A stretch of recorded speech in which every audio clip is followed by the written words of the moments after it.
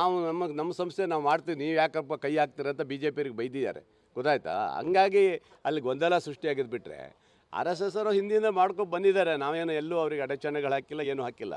ಆದರೆ ಒಂದು ತಿಳ್ಕೊಬೇಕ್ರಿ, ಈಗ ಗಣೇಶಕ್ಕೆ ಈಗ ಇಡಬೇಕಾದ್ರೆ ಪರ್ಮಿಷನ್ ತೊಗೊತೀರಿ, ಯಾವುದಾದ್ರು ಫಂಕ್ಷನ್ ಮಾಡ್ಬೇಕಾದ್ರೆ ಪರ್ಮಿಷನ್ ತೊಗೊತಾರೆ. ಆದರೆ ಏನು ನಿಮಗೆ ಏನು ಹಾಗೆ RSS ಅವ್ರು ಕೂಡ ಫ್ರೀ ಬಿಡೋಕ್ಕಿದೇನು ಛತ್ರನ ಆ ಥರ ಇರಬಾರ್ದು. ಅವರು ಸಹ ಒಂದು ಪರ್ಮಿಷನ್ ತಗೋಬೇಕು, ಹೋಗಬೇಕು, ಮಾಡಿ. ಯಾರೂ ಬೇಡ ಅನ್ನೋದಲ್ಲ. ಇಲ್ಲಿವರೆಗೆ ಪರ್ಮಿಷನ್ ತೊಗೊಂಡಿಲ್ಲ, ಮಾಡಿಲ್ಲ, ಬಿಟ್ಟಿದ್ದೀವಲ್ಲ, ಎಲ್ಲ ಮಾಡಿದ್ದೀವಿ ನಾವು. ಈಗ ನಮ್ಮ ತಾಲೂಕಲ್ಲೂ ಮೊನ್ನೆ ಮಾಡಿದರು, ಅದರಲ್ಲೂ ಮಸೀದಿ ಹತ್ರನೇ ಹೋಗ್ಬೇಕಂತಲೂ ಹೇಳಿದರು. ಕೊಡ್ರಪ್ಪ ಅಂದೆ ನಾನು. ಅದೆಲ್ಲ ಏನು ತಲೆ ವಿಷಯ ಅಲ್ಲ. ಮಸೀದಿ ಹತ್ರ ಹೋಗ್ತಾರೋ ಅಥವಾ ಮಸೀದಿ ಒಳಗೆ ಹೋಗ್ತಾರೋ, ಹೊಕ್ಕೆ ಬರಲಿ ಬೇಕಾದ್ರೆ ಕೊಡಿ ಅಂತಲೂ ಹೇಳಿದೆ ನಾನು.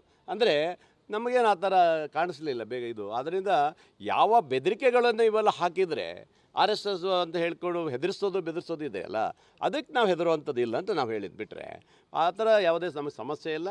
ಗೊಂದಲ ಮಾಡೋದು ಯಾವುದೂ ಇಲ್ಲ, ನಮ್ಮ ಸರ್ಕಾರಕ್ಕೆ ಇರಲಿಲ್ಲ.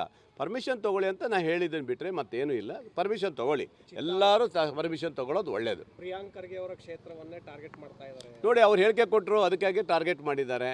ಆದ್ದರಿಂದ ನಾನು ಹೇಳಿದೆ, ಯಾವ ಹೆದರಿಕೆಗಳನ್ನು ಕೊಟ್ಟರೆ ನಾವು ಬ್ರಿಟಿಷರನ್ನೇ ಓಡಿಸಿದ್ದು, ನಿಮ್ಮನ್ನು ಬಿಡೋಕ್ಕಾಗಲ್ಲ ಅಂತ ಹೇಳಿದ್ದು ನಾವು ಸತ್ಯ. ನಾನು ಹೇಳಿದ್ದೀನಿ ಅಲ್ವಾ, ಬೆದರಿಸುವಂಥ ಕಾಲ ಇವತ್ತಲ್ಲ, ಅದಕ್ಕೆಲ್ಲ ಹೆದರೋದಲ್ಲ ನಾವು ಅಂತ ಹೇಳಿದ್ವಿ. ಆದರೆ ನಿಮ್ಮ ಸಂಘಟನೆಗೆ ನಾವು ಎಲ್ಲೂ ನೀವು ತೊಂದರೆ ಕೊಟ್ಟಿಲ್ಲ, ನೀವು ಮಾಡ್ಕೊಂಡು ಹೋಗ್ರಿ. ಯಾಕಂದರೆ ಹಿಂದಿನ ಸಂಘಟನೆ ಬೇರೆ, ಇವತ್ತಿನ ಸಂಘಟನೆ ಬೇರೆ. ಹೇಳಿದ್ನಲ್ಲ, ಯಾವ BJP ಕೆಲವು ಪುಡಾರಿಗಳು ಸೇರ್ಕೊಂಡು ಅದಕ್ಕೆ ಚಡ್ಡಿ ಪ್ಯಾಂಟ್ ಹಾಕಿದ್ರು, ಅಲ್ಲಿ RSSಗೆ ಕೆಟ್ಟ ಹೆಸರು ಬಂದಿದ್ದು ಬಿಟ್ಟರೆ ಬೇರೆ ಏನೂ ಇರಲಿಲ್ಲ. ಅಂದರೆ RSS ಬಗ್ಗೆ ವೈಯಕ್ತಿಕವಾಗಿ ನಿಮ್ಮದೇನೋ ಒಪಿನಿಯನ್? ನನಗೆ ಆ ಥರ ಅವ್ರ ಸಂಘಟನೆ ಏನಿದೆ ಅವ್ರು ಮಾಡ್ಕೊಂಡು ಅವ್ರು ಹೋಗಲಿಕ್ಕೆ ನಮಗೇನು ಅಭ್ಯಂತರ ಇಲ್ಲ. ಅಲ್ಲಿ ಹೇಳಿದ್ದಾರೆ, ವಿರೋಧ ಮಾಡೋರು ಎಲ್ಲರೂ ವಿರೋಧ ಮಾಡೋಕ್ಕೆ ಹೋಗೋದಿಲ್ಲ, ಅವ್ರವ್ರು ಇದು ವೈಯಕ್ತಿಕ, ಅವ್ರು ನನಗೆ ಗೊತ್ತಿಲ್ಲ. ಬಟ್ ನಮ್ಮಲ್ಲಿ ಅವ್ರು ಹೇಳಿದ್ದು ಏನು ಹೇಳಿದ್ದಾರೆ ಅಂದರೆ ಪರ್ಮಿಷನ್ ತೊಗೋಬೇಕಂತ ಹೇಳಿದ್ದಾರೆ.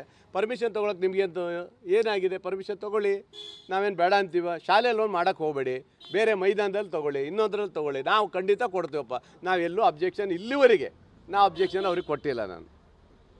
ಸರ್, ನಿಮ್ಮ ಸಂಸದರು ಹೇಳಿದ್ದಾರೆ ಬಿಹಾರ ಚುನಾವಣೆ ಹೆಸರಲ್ಲಿ ಸಚಿವರು ಮತ್ತು ಅಧಿಕಾರಿಗಳಿಂದ ಹಣ ವಸೂಲಿ ನಡೀತಾ ಇದೆ, ಬಿಹಾರ ಎಲೆಕ್ಷನ್ ನಡೆಸಲಿಕ್ಕೆ ರಾಜ್ಯದಿಂದ ಹಣ ತಗೊಂಡು ಹೋಗ್ತಾ ಇದ್ದಾರೆ ಅಂತ. ನಿಮ್ಮ ಸಂಸದರು ನೋಡಿ, ಅವ್ರ ಅಪ್ಪ ಮಗರಿಗೆ ಅದೇ ಕೆಲಸ ಆಗಿದ್ದವರು, ಹಿಂದಿಂದ ಮಾಡಿದ್ದವ್ರು. ಅದರಿಂದ ಅದೇ ಯೋಚನೆಯಲ್ಲೇ ಇರ್ಬೋದು ರಾಘವೇಂದ್ರ ಬಿಟ್ಟರೆ ಬೇರೆಯವರು ಇಲ್ಲ ಅಲ್ವಾ. ಅವ್ರ ಉದ್ದೇಶ ಇದೆ, ಅದೇ ಇರ್ತದೆ. ಅವ್ರ ಹಿಂದೆ ಅಪ್ಪ ಮಕ್ಕಳು ಮಾಡಿದ್ದು ಅದೇ ಅಲ್ವಾ. ಕೋಟ್ಯಾಂತರ ರೂಪಾಯಿ ಇವತ್ತು ಹಡಬಿ ದುಡ್ಡು ಮಾಡ್ಕೊಂಡು ಕೂತ್ಕೊಂಡಿದ್ದಾರೆ, ಅದೇನೇ ಮಾಡ್ತಾರೆ ಅವರು. ಮತ್ತು ಬೇರೆಯವರಿಗೂ ಅದನ್ನೇ ಹೇಳ್ತಾರೆ ಅವರು.